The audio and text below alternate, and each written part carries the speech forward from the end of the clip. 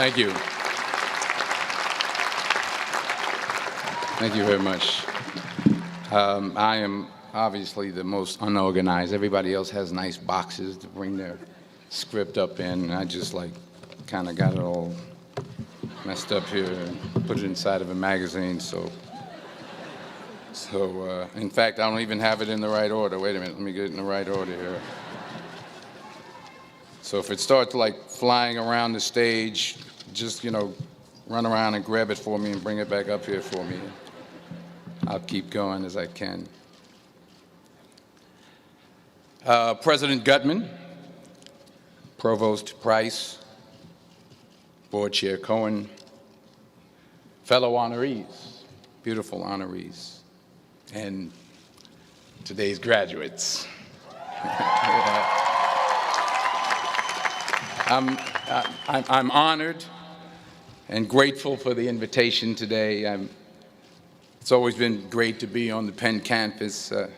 I've been here before a lot of times for basketball games. My son played at the Palestra, played on the basketball team.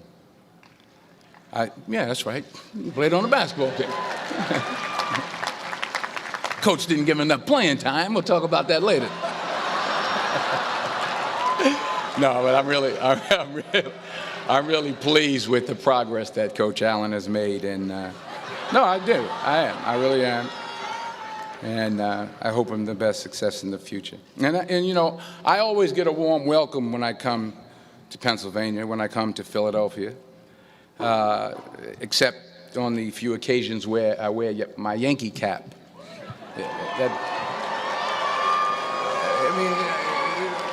What's wrong with that?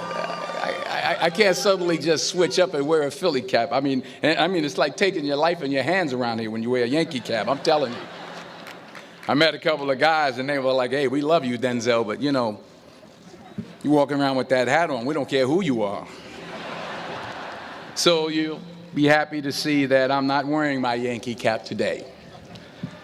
I'm wearing my Yankee socks, my Yankee T-shirt, my Yankee jock shorts, my Yankee underwear, my Yankee toe warmers, but not my Yankee cap.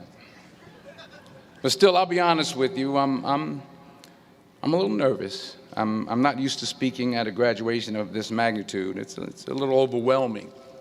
It's out of my comfort zone. You dress me up in army fatigues or throw me on top of a moving train, as someone said, unstoppable, or ask me to play Malcolm X, Reuben Hurricane Carter, or Alonzo from Training Day. I can do that. But a commencement speech, it's a very serious affair, and it's a very different ball game. There are literally thousands and thousands of people here. And for those who say, well, you're a movie star, millions of people watch you and watch you speak all the time, well, that's true. That's technically true. But I'm not actually in the theater watching them watching me.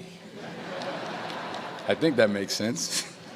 I mean, I'm not there when they call for a fidget around or pull out their iPhones or text their boyfriend or scratch their behinds or whatever it is they're doing in the movie theater. But from up here, I can see every single one of you. And that makes me uncomfortable. So please, don't pull out your iPhones and don't text your boyfriend until after I'm done. Please. If you have to scratch your behind, I understand. Go ahead. I was thinking about this speech, what I should say. I figured the best way to keep your attention would be to talk about something, really like juicy Hollywood stuff. Like, I thought I could talk about me and Russell Crowe getting in arguments on the set of American Gangster, but I said, no, you're a group of high-minded intellectuals, you're not interested in that. Or maybe not. I thought about a private moment I had backstage with Angelina Jolie in a dressing room after the Oscars. But I said, no, I don't think so. This is an Ivy League school, and Angelina Jolie half naked in a dressing room. Who wants to hear about that? No one. This is Penn. That stuff would never go over well over here. Maybe at Drexel, but not over here.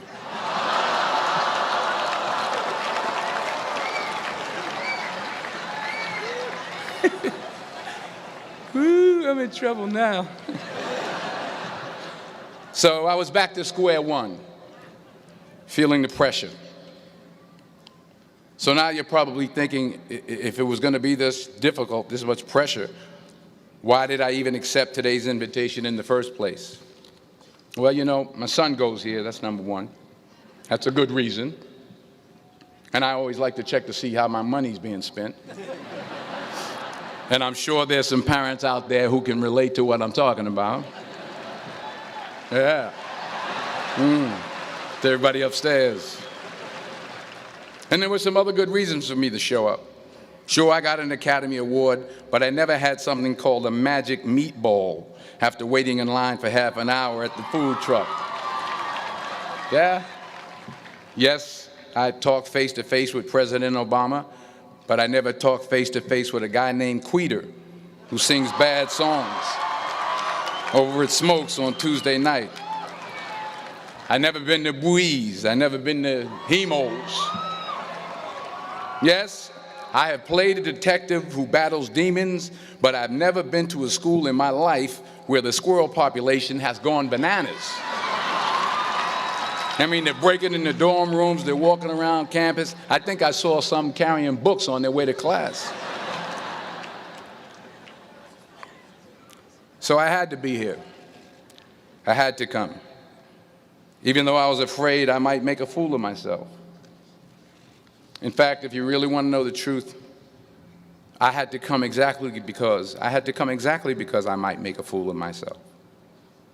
Now, what am I talking about? Here it is.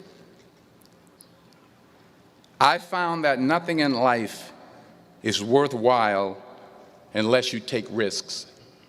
Nothing. Nelson Mandela said, "There is no passion to be found playing small and settling for a life that's less than the one you're capable of living." Now, I'm sure in your experiences in school and applying to college and picking your major and deciding what you want to do with life, I'm sure people have told you to make sure you have something to fall back on. Make sure you got something to fall back on, honey. But I never understood that concept, having something to fall back on. If I'm going to fall, I don't want to fall back on anything except my faith. I want to fall forward. I figure at least this way I'll see what I'm going to hit. Fall forward. This is what I mean. Reggie Jackson struck out 2,600 times in his career, the most in the history of baseball. But you don't hear about the strikeouts. People remember the home runs. Fall forward. Thomas Edison conducted 1,000 failed experiments. Did you know that? I didn't know that. Because the 1,001st was the light bulb. Fall forward. Every failed experiment is one step closer to success. You've got to take risks, and I'm sure you've probably heard that before, but I want to talk to you about why that's so important. I got 3 reasons, and you can pick up your iPhones. First, you will fail at some point in your life. Accept it. You will lose. You will embarrass yourself. You will suck at something. There's no doubt about it. And I know that's probably not a traditional message for a graduation ceremony, but hey, I'm telling you, embrace it, because it's inevitable. And I should know. In the acting business, you fail all the time. Early on in my career, I auditioned for a part in a Broadway musical. Perfect role for me, I thought, except for the fact that I can't sing. So I'm in the wings, I'm about to go on stage, but the guy in front of me, he's singing like Pavarotti. He's just, and he's just going on and on and on, and I'm just shrinking, I'm getting smaller and smaller. So they say, "Oh, thank you very much, and you'll be hearing from us." So I come out with my little sheet music, and it was Just My Imagination by the Temptations. That's what I came up with. So I hand it to the accompanist, and she looks at it and looks at me and looks out at the director and was like, "All right." So I start, I'm going to sing. I'm like, it's just my imagination once again, and then coming away with me. And I'm not saying anything, so I'm thinking I'm getting better. So I could start getting into it. It was just my imagination. Running. This, thank you. Thank you very much, Mr. Washington. Thank you. So I assumed I didn't get the job. But the next part of the audition, he called me back. The next part of the audition is the acting part of the audition. Now I'm like, hey, okay, maybe I can't sing, but I know I can act. So they pair me with this guy, and again, I didn't know about musical theater. And musical theater is big, so they can reach everyone all the way in the back of the stadium. And I'm more from a realistic, naturalistic kind of acting where you actually talk to the person next to you. So I don't know what my line was. My line was, well, hand me the cup. And his line was, well, I will hand you the cup, my dear. The cup will be there to be handed to you. I said, oh, okay.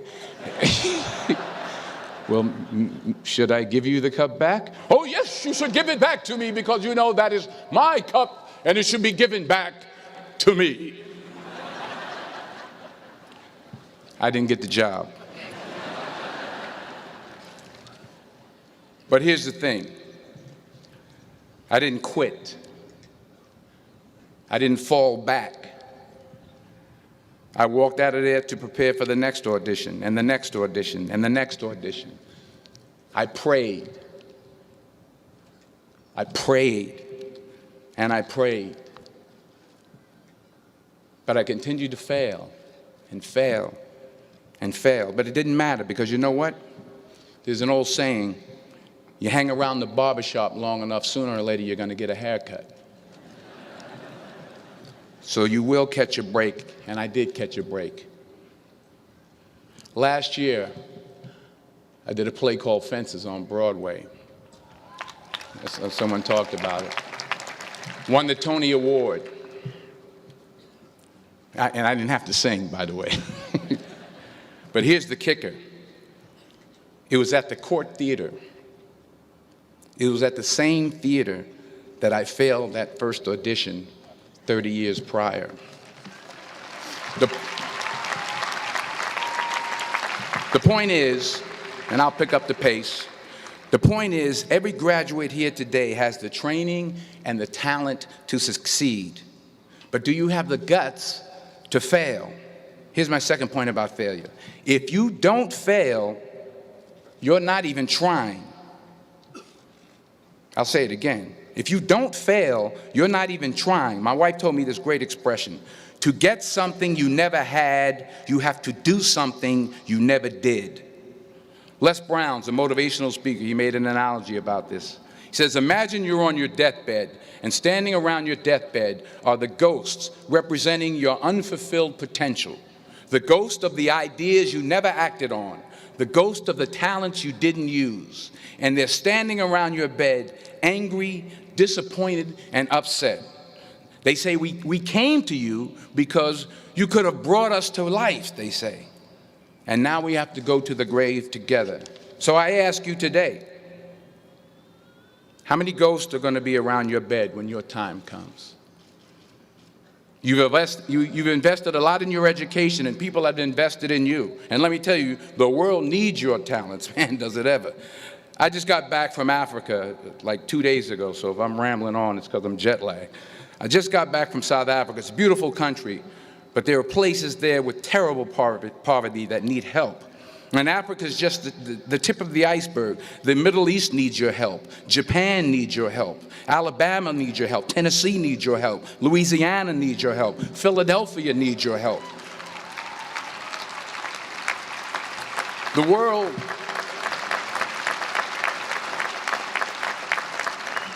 world needs a lot, and we need it from you.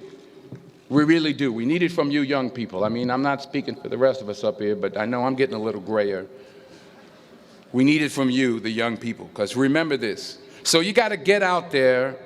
You got to give it everything you got, whether it's your time, your talent, your prayers, or your treasures. Because remember this, you will never see a U-Haul behind a hearse.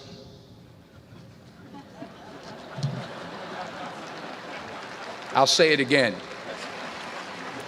You will never see a U-Haul behind a hearse.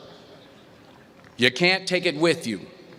The Egyptians tried it, and all they got was robbed. So the question is, what are you going to do with what you have? I'm not talking about how much you have.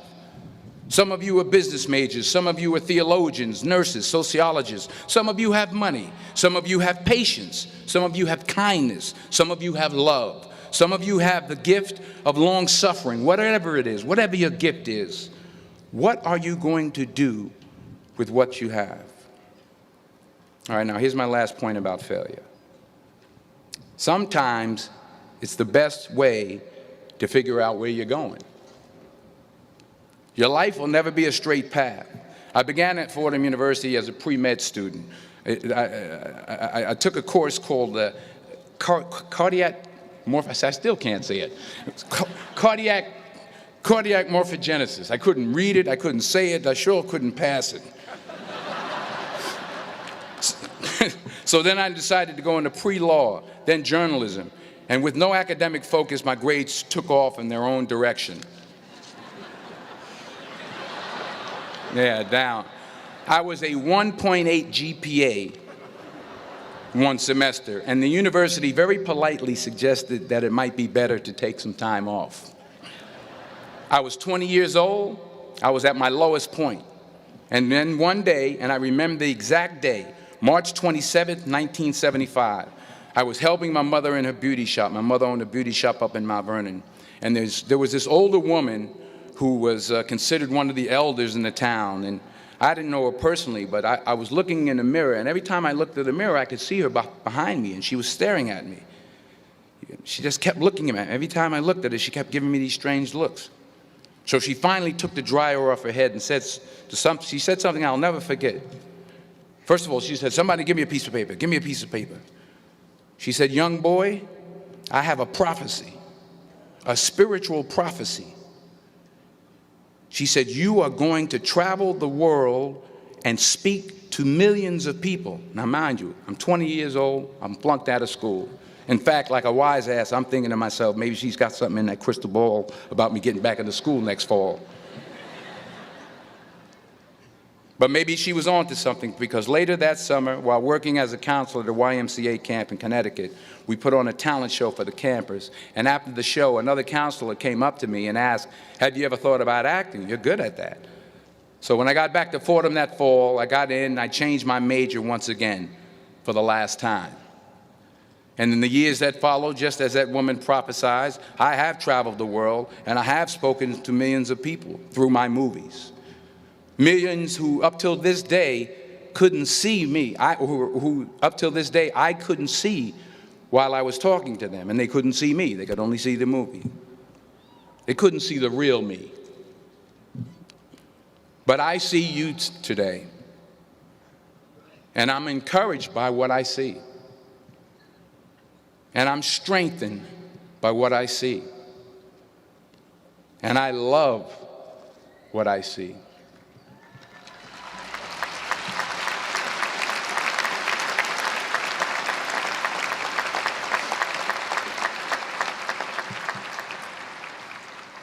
One more page, and I'll shut up.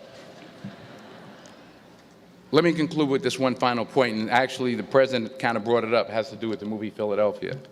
She stole my material. Many years ago, I did this movie called Philadelphia. We filmed some of the scenes right here on campus. Philadelphia came out in 1993. Most of you were probably still in diapers. Some of the professors, too. But that cracked me up. But it was a good movie. Rent it on, what do you call it, Netflix. It's a good movie. Rent it. I get 23 cents every time you rent it. Please, rent it. True. Parents up there, rent it. Netflix, please. Tell your friends, too. It's about a man played by Tom Hanks who's fired from his law firm because he has AIDS. He wants to sue the firm, but no one's willing to represent him until a homophobic ambulance chaser lawyer, played by yours truly, takes on the case. In a way, if you watch the movie, you'll see everything I'm talking about today. You'll see what I mean about taking risk or being willing to fail. Because taking risk is not just about going for a job. It's also about knowing what you know and what you don't know. It's about being open to people and to ideas. In the course of the film, the character I play begins to take small steps, small risks. He very, very, very slowly begins to overcome his fears. And I feel ultimately his heart becomes flooded with love. And I can't think of a better message as we send you off today.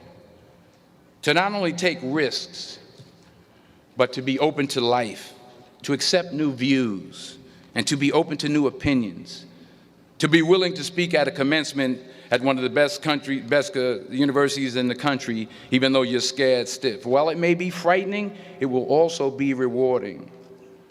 Because the chances you take, the people you meet, the people you love, the faith that you have, that's what's going to define you.